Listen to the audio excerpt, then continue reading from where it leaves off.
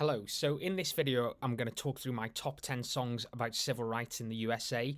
I'm going to share the link to my Spotify playlist on this in the description below, so please have a listen to these songs. I'm not going to play clips from the songs in this video for kind of copyright reasons, but you can listen to it on Spotify. I'm also really keen for people to share their recommendations. I've limited myself to 10 just because I could have chosen so many more, but for this video I've just limited myself to 10. So if you've got other songs that you think I've missed that I should check out, please put them in the comments. I'm really excited to kind of get some recommendations on this. So as I say, I've limited myself to 10. This is the criteria I used. And in the course that I teach on civil rights in the USA, 1850 to 2009, I've tried to cover that whole period rather than just sticking to, a specific decade or, limiting it to a certain period, trying to cover a wide range of the time period as much as I could.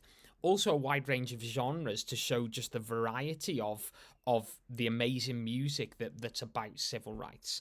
And finally, I wanted the songs to be in some way related to civil rights issues, either in their content or just the context of the time, that they reflect something to do with civil rights. So that's the criteria that I've used. So here we go, onto my top 10 songs.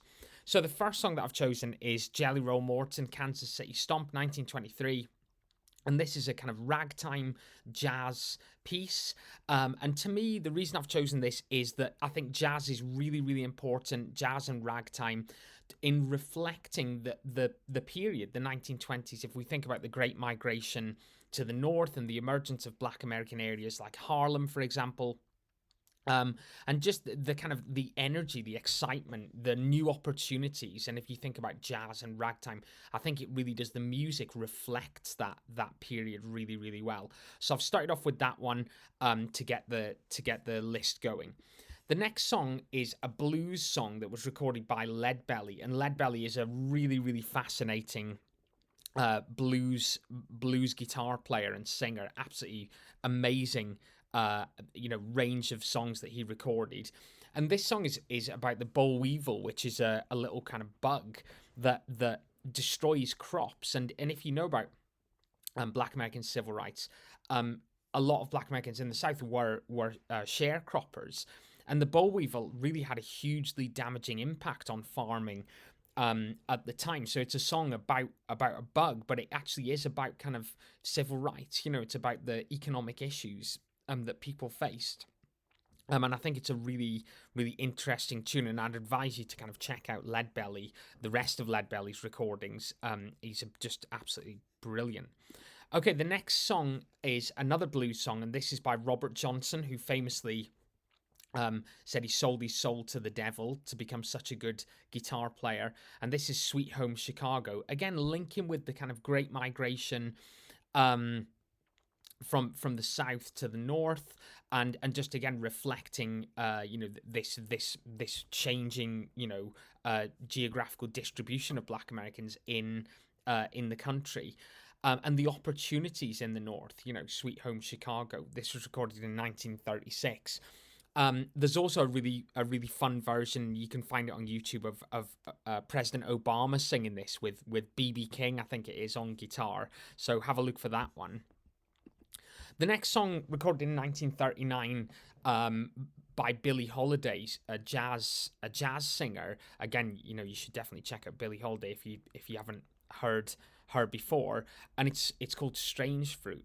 And this song was written about a lynching that happened in 1930, and there's a very famous photograph of that lynching where the two victims are lynched they've been hanged on a tree, and there's this kind of white crowd just standing in front of them, and it's just a really shocking image, and so this is where the idea of strange fruit comes from.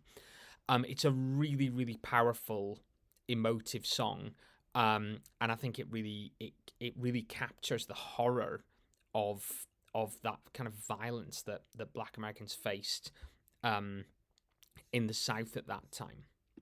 A song with a completely different feel, we're skipping ahead to the 1960s now, is Martha Reeves and the Vandellas, Dancing in the Street.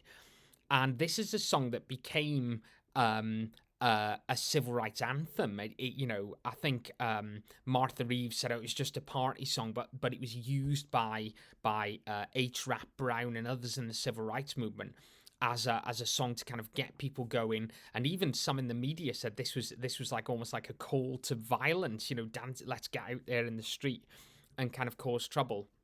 Um, it's a really, really great upbeat kind of Motown tune, and Motown is obviously really, really important soul, R&B in Black American entertainment, in the 50s and 60s and beyond. The next song is another kind of soul classic by Sam Cooke. Again, somebody you should definitely check out. A Change Is Gonna Come, and the song's really, really important for civil rights. Apparently, Sam Cooke was inspired to write and record this song when he was refused entry to a hotel. And he was really, really kind of angry about this and just wanted to put some words down on paper about what had happened.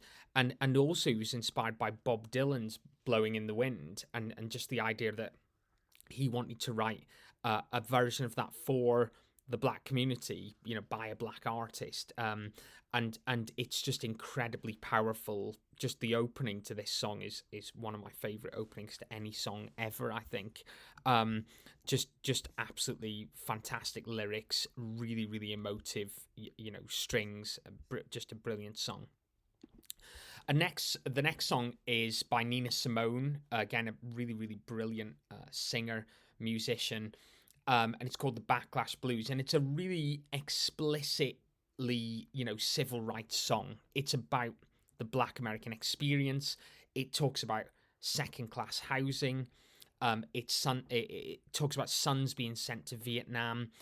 It's very much of the time, and if you think about the civil rights movement in 1967, kind of frustrations, if you think about what Martin Luther King is doing by 1967, focusing more on kind of socioeconomic issues in the North, and the Vietnam War is really kind of ramping up at the time. It really reflects that kind of growing frustration within the black community, and I think it's a great song. The lyrics were actually written by Langston Hughes as well, who's a very well-known Black American poet and writer. Okay, the next song, I think this is number 8, is Marvin Gaye, Inner City Blues. And this is from the album What's Going On, which is it's one of my favorite albums of all time. Just a kind of R&B classic, really, really reflecting the socioeconomic, inner city issues, ghetto problems of the time. And I think if we think about the situation for civil rights, we've had the assassination of Martin Luther King in '68, and the election of Nixon, and this idea, that civil rights has kind of gone as far as it could do, and kind of frustration with that, and the growing socioeconomic problems in inner city areas, and this song really reflects that kind of the cycle of poverty and the really harsh issues that Black Americans are facing. Lots of Black Americans are facing in northern cities. Another kind of take on the similar time period is this song by Curtis Mayfield, which is from the film. It's a soundtrack to the film Superfly, which is kind of blaxploitation film, and this is a funk song, and again a new genre, really exciting genre, from the kind of late '60s into the '70s. And it again reflects the situation of the time. So kind of inner city issues. We've got crime, kind of prostitution, all those things. But it's just a really, really brilliant kind of catchy song that really captures a moment, I think. And then finally, my last song here is by Mos Def, called Hip Hop, and if you listen to this, and obviously hip hop, a different genre, really important genre for Black Americans from the, well, I don't know when would we say it starts in the 80s or earlier, but this song talks about the Black American experience really, really clearly, and it's a really interesting kind of exciting song, which goes through the Black American experience up to the end of the 20th century. So I thought it'd be a good place to kind of stop the top 10 with this one. So this is my playlist. I'll link, as I say, I'll link to it on Spotify. It's called Mr. Gunn's Civil Rights Mix. And in times of CDs, I used to make a CD for my students at the end of the year, and I've got some quotes from them there on the front of that, which I don't know if you'll be able to read that or not. But all the way back in kind of 2012 and things, I was sharing this mix. So yeah, have a listen, see what you think.